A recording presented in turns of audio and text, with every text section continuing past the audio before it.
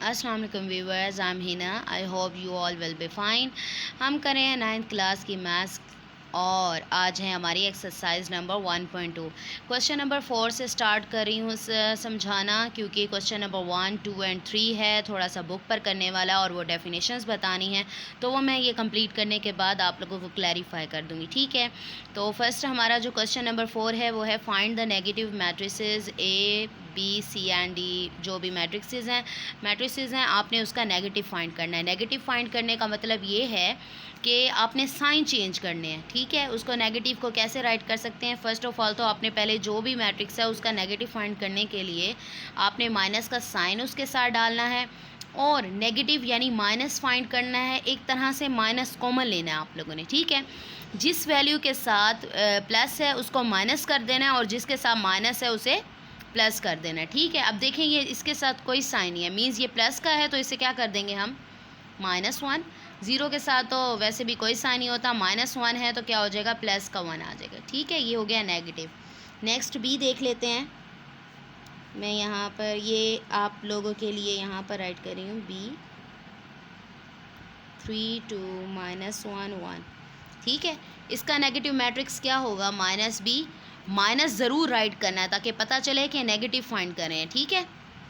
तो ये हो गया हमारे पास 3 है तो क्या हो जाएगा -3, 2 है तो -2, -1 है तो प्लस का 1 हो जाएगा और प्लस का 1 है तो माइनस का 1 हो जाएगा, है ना इजी। ओके, सी राइट कर लेते हैं।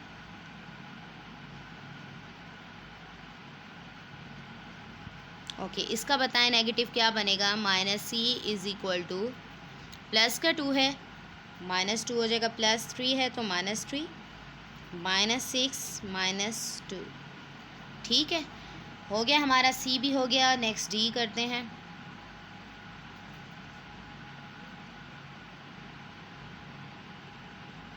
-3 -4 2 5, तो इसका नेगेटिव क्या बनेगा -D is equal to minus में है, देखें प्लस का 3 आ जाएगा, माइनस में है प्लस का 4, ये प्लस में है तो ये दोनों वैल्यूज़ क्या हो जाएंगी आपके पास माइनस में, ठीक है। ये भी हो गया, डी हो गया हमारे पास। अब ई करते हैं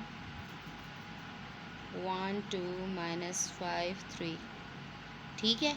इसका नेगेटिव क्या आएगा सेम, +1 है -1 -2, माइनस का है तो क्या प्लस का आ जाएगा और प्लस का है तो -3। ये है हमारा कंप्लीट हो गया। हमारा कंप्लीट हो गया क्वेश्चन नंबर 4, ठीक है।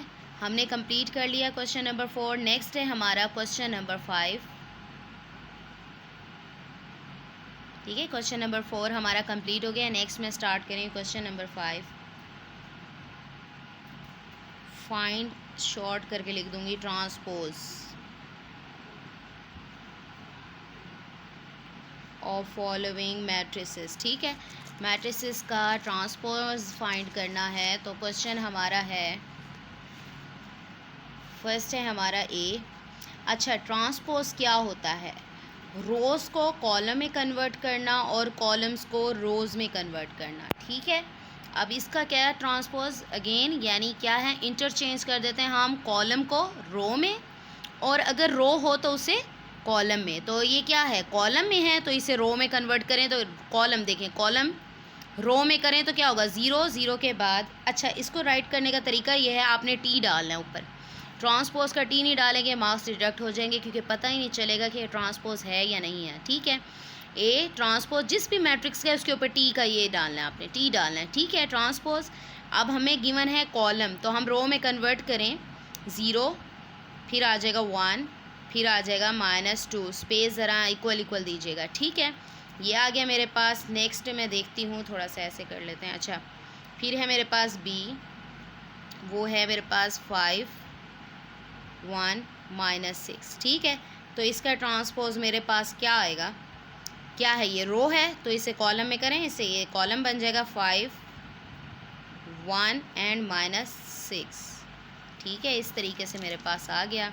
बी हो गया हमारा। नेक्स्ट सी कर देते हैं 1 2 3 2 -1 एंड 0। तो क्या है, हमें पता है ना रो को कॉलम में और कॉलम को रो में करना है, सही है ना। तो फर्स्ट जो कॉलम है उसे रो बना दें 1, फिर उसके बाद 2, फिर उसके बाद 3, और सेकंड कॉलम को सेकंड रो बना देते हैं, सेकंड कॉलम 2 -1 0। ठीक है, देखें फर्स्ट कॉलम को, देखें फर्स्ट रो बना दी, सेकंड कॉलम को सेकंड रो बना दी। और क्या होता है ट्रांसपोज, रोज़ को कॉलम में कन्वर्ट करते हैं और कॉलम्स को रोज़ में। ठीक है, अब डी 2 0 3 5।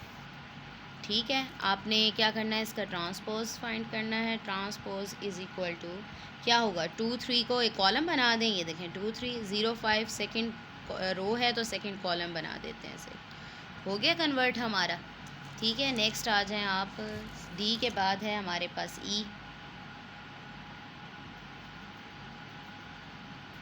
2 -4 3 5। ठीक है, अब इसका ट्रांसपोज लेते हैं। ट्रांसपोज इज इक्वल टू क्या होगा, सेम 2 3 रो है तो कॉलम बन जाएगी, फिर ये सेकंड रो है तो सेकंड कॉलम बन जाएगी। ठीक है, हमारे पास कन्वर्ट हो गई। ई के बाद है एफ मैट्रिक्स है 1 3 2 4। ठीक है, अब इसका ट्रांसपोज लेते हैं हम, क्या आएगा, फर्स्ट रो फर्स्ट कॉलम बन जाएगी और सेकेंड रो सेकेंड कॉलम बन जाएगी। ठीक है, हमारे पास आ गया आंसर।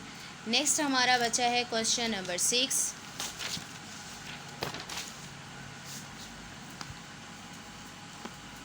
क्वेश्चन नंबर 6 उसका है, verify that if a is equal to 1 0 2 1, b is equal to 1 2 1 0, then आपने फाइंड करना है a transpose whole transpose is equal to a। ठीक है, आपको लेफ्ट हैंड साइड गिवन है, ये देखें A transpose whole transpose find करना है, उसका आंसर जो है ए आना चाहिए, यानी ए का मैट्रिक्स आना चाहिए। ठीक है, तो इस साइड को लेते हैं हम और इसको सॉल्व कर लेते हैं। चलें, ए फर्स्ट ऑफ ऑल आप लोगों को पता है कि हम लोग क्या सॉल्व करते हैं, ये लेफ़्ट हैंड साइड तो राइट कर लेती हूँ, ए ट्रांसपोज ट्रांसपोज। ठीक है, तो ब्रैकेट के अंदर जो वैल्यू होती है, फर्स्टली हम क्या करते हैं, उसी को सॉल्व करते हैं। तो ब्रैकेट के अंदर क्या राइट किया हुआ है, ए ट्रांसपोज, ए तो मेरे पास है, चाहूँ तो मैं राइट कर दूँ, चलें आप लोगों के लिए राइट कर देती हूँ, ए 1 0 2 1। ठीक है, ए राइट हो गया, फिर उसके बाद ब्रैकेट के अंदर क्या राइट किया हुआ है, ए ट्रांसपोज फाइंड करें, A transpose is equal to क्या होगा, रो को कॉलम में या कॉलम को रो में कर लें। ठीक है, 1 2 रो है तो फर्स्ट कॉलम बना दें, सेकंड रो है तो सेकंड कॉलम बना दें। ठीक है, ए ट्रांसपोज हो गया।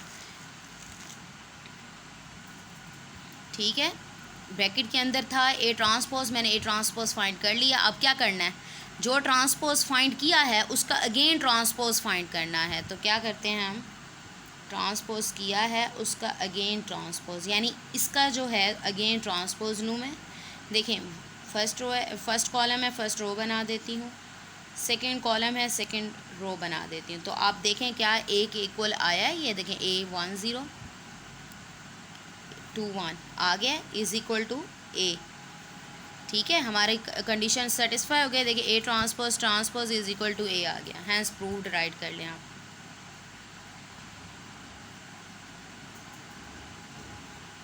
ठीक है, ये आपका हो गया। सेकंड पार्ट है आपका, ठीक है, सेम इसी तरह से आप चाहें तो इसको लेफ़्ट हैंड साइड राइट करें या ना करें, कुछ नहीं होता, क्योंकि यहाँ पर दूसरी साइड को सॉल्व करने की ज़रूरत नहीं है। ठीक है, इसलिए फ़र्क नहीं पड़ता। लेकिन अगर सेकंड साइड को आपको राइट साइड को सॉल्व करने की ज़रूरत हो, तब लेफ़्ट हैंड साइड और राइट हैंड साइड लिखना ज़रूरी होता है। ठीक है, तो मैं इसको ऐसे ही कर देती हूँ। बी मेरे पास है मैट्रिक्स से, देखते हैं 1 2 1 0 है। ठीक है, मैंने राइट कर लिया।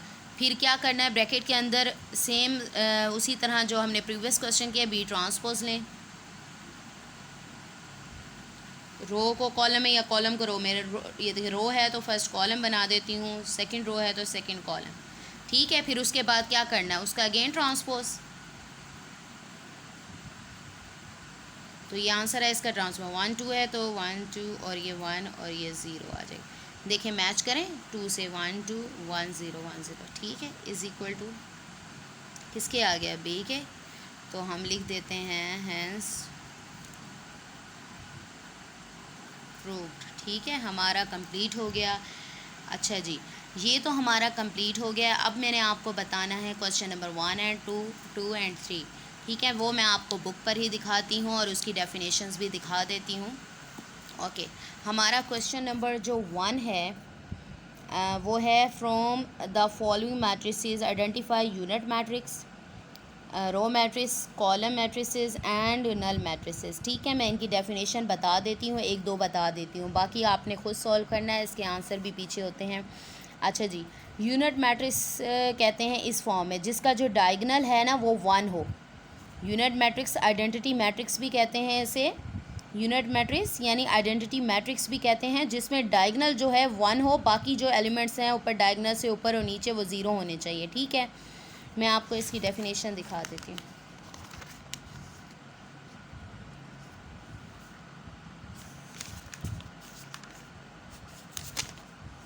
इसकी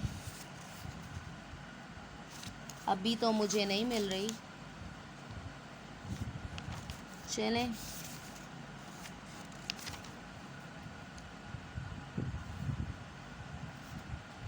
ये रहा आइडेंटिटी मैट्रिक्स। ये देखें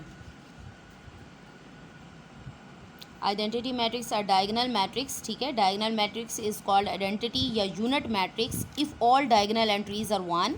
डायगोनल कहते हैं तिरछी लाइन को ये जो ये लाइन है ठीक है are 1 it is denoted by I यानी आइडेंटिटी मैट्रिक्स भी कहते हैं और इसे यूनिट मैट्रिक्स भी कहते हैं। क्या हो जिसका डायगोनल यानी जो तिरछी लाइन में होता है वो 1 होना चाहिए। ठीक है तो डायगोनल मैट्रिक्स है आपने वहाँ से चूज़ करना है कि कौन सा डायगोनल मैट्रिक्स है। अच्छा जी ये तो मैंने आपको डेफिनेशन बता दी। आप इसमें देखें कौन सा है यूनिट मैट्रिक्स। देखें ये यूनिट मैट्रिक्स है और कहीं है ऐसा कुछ नहीं। रो मैट्रिक्स उसे कहते हैं जिसमें ओनली 1 रो हो। ठीक है the matrix in which there is only 1 row. Row कहाँ है ये रही रो मैट्रिक्स है हमारा। और कौन सा रो है बस। ठीक है कॉलम मैट्रिक्स फाइंड करना है आपने जिसमें 1 कॉलम हो। उस कॉलम मैट्रिक्स किसे कहते हैं जिसमें ओनली 1 कॉलम। ये कॉलम मैट्रिक्स है ये कॉलम मैट्रिक्स है और कोई नहीं है। ठीक है और नल मैट्रिक्स उसे कहते हैं जिसकी सब एंट्रीज 0 हों। अब सब एंट्रीज 0 हैं एक तो ई हो गया जिसकी सारी एंट्रीज हमारे पास 0 हैं और एक ए हो गया जिसकी हमारी सारी एंट्रीज 0 हैं। ठीक है क्लियर हो गया आपका। नेक्स्ट है हमारा question number 2 from the following matrix identify square matrix. ठीक है rectangular matrix row matrix column matrix identity matrix null matrix. अच्छा मैंने आपको आइडेंटिटी मैट्रिक्स का बता दिया जिसकी डायगोनल एंट्रीज़ क्या हों 1 हो। देख लें आप यहाँ पर कौन सा है ये देखें ये है डायगोनल 1 है और कोई नहीं है ना तो ये क्या है हमारा आइडेंटिटी मैट्रिक्स है। ठीक है अच्छा जी नल मैट्रिक्स कौन सा होता है जिसकी ऑल एंट्रीज़ क्या हों 0 हों। देखें ज़रा कौन सा है ये रहा नल मैट्रिक्स। ठीक है इसकी सारी एंट्रीज़ क्या हैं हमारे पास 0 हैं। और हमारे पास कॉलम मैट्रिक्स कौन सा होता है जिसमें ओनली 1 कॉलम हो ओनली 1 कॉलम। ये कॉलम मैट्रिक्स हो गया हमारा। ठीक है ये कॉलम मैट्रिक्स हो गया हमारा और कौन सा कॉलम है बस। ठीक है रो मैट्रिक्स कौन सा होता है जिसमें ओनली 1 रो हो। ये हो गया रो मैट्रिक्स। ठीक है और ये हो गया रेक्टेंगुलर मैट्रिक्स वो होता है जिसमें rows number of rows are not equal to number of columns यानी जो कॉलम्स की तादाद है ना वो रोज़ की तादाद के इक्वल ना हो। सपोज़ करें ये देखें इसमें 1 रो है 2 रो है। ठीक है रोज़ कितनी हो गई हैं 2 ऑर्डर ऑफ रो इक्वल ना हो। ठीक है 1 2 है और कॉलम कितने हैं 1 2 3 यानी number of rows are not equal to number of columns. तो ये हमारा क्या होगा रेक्टेंगुलर मैट्रिक्स। ठीक है और स्क्वायर मैट्रिक्स उसे कहते हैं जिसमें number of rows are equal to the number of columns. जैसे ये देखें 1 2 रोज़ 1 2 कॉलम्स। ठीक है 2 रोज़ 2 कॉलम्स है। क्या है स्क्वायर मैट्रिक्स उसे कहते हैं जिसमें number of rows are equal to number of columns and rectangular matrix in which the number of rows are not equal to the number of columns. ये पीछे डेफिनेशंस हैं इसकी। ठीक है आपने इसे चूज़ करना है। नेक्स्ट है identify diagonal scalar and unit identity matrix का तो मैंने आपको बता दिया है। डायगोनल और स्केलर का देखें मैं आपको डेफिनेशन भी दिखा देती हूँ। डायगनल स्केलर देखें मैट्रिक्स, आ डायगनल मैट्रिक्स, ठीक है ना, diagonal is called a scalar matrix if all the diagonal entries are same and non zero. हाँ जी, जिसकी सारी डायगनल एंट्रीज़ हैं वो सेम हों, वो क्या होती है हमारे स्केलर मैट्रिक्स। तो हम देखें वहाँ पर स्केलर कौन सा है, ये देखें ये स्केलर हो गया, ठीक है, इसे स्केलर भी कैसे, लेकिन आइडेंटिटी मैट्रिक्स है। और कौन सा है स्केलर, इसमें से देखें 5 में से 3 माइनस करें 2, 1 + 1 क्या हो गया 2, यानी ये भी सेम है, ये भी स्केलर हमारा मैट्रिक्स है, ठीक है, स्केलर आ गया। उसके बाद उसने क्या कहा था, डायगनल मैट्रिक्स, ये रहा ऊपर ही है डेफिनेशन इसकी डायगनल की, ओके। स्क्वायर मैट्रिक्स यानी number of rose and number of columns equal होनी चाहिए, is called a diagonal matrix if at least any one of the entries of its diagonal is not zero. यानी बाकी ये जो diagonal में सिर्फ कम से कम कोई एक एंट्री हो जो नॉन ज़ीरो हो, बेशक सारी हों पड़ी, ठीक है, and non diagonal entries are zero, और बाकी सारी ज़ीरो हों। क्या है, नॉन डायगनल यानी डायगनल को छोड़ के बाकी सारी एंट्रीज ज़ीरो होनी चाहिए। डायगनल में कम से कम एक एंट्री ऐसी हो जो ज़ीरो ना हो, ठीक। हम देखते हैं क्या है वहाँ पर, ये देखें डायगनल से, देखें डायगनल ये बन रहा है ना, इससे ऊपर वाली ज़ीरो है, और डायगनल में देखें ये 3 है, तो ये क्या हो गया, ये डायगनल हो गया हमारा, ठीक है, ये तो आइडेंटिटी हो गई। देखिए ये डायगनल बन गया, ये ऊपर वाली ज़ीरो है हमारे पास, और 2 एंड -1 आ गया, डायगनल में कोई भी हो पड़ी, ठीक है। आपका ये क्लियर हो गया। अब मैंने क्वेश्चन नंबर 1, 2, 3 आपको बुक पर करवा दिया, क्वेश्चन नंबर 4, 5, 6 आपको मैंने शीट्स पर करवा दिया ताकि क्लैरिफाई हो जाए। अब आपको आई होप कि सबको समझ आ गई होगी। नेक्स्ट लेक्चर के लिए मेरे चैनल को सब्सक्राइब करें, बेल आइकन को क्लिक करना मत भूलिएगा, लाइक करें, शेयर करें, अपना ख्याल रखिएगा, टेक केयर, अल्लाह हाफिज़।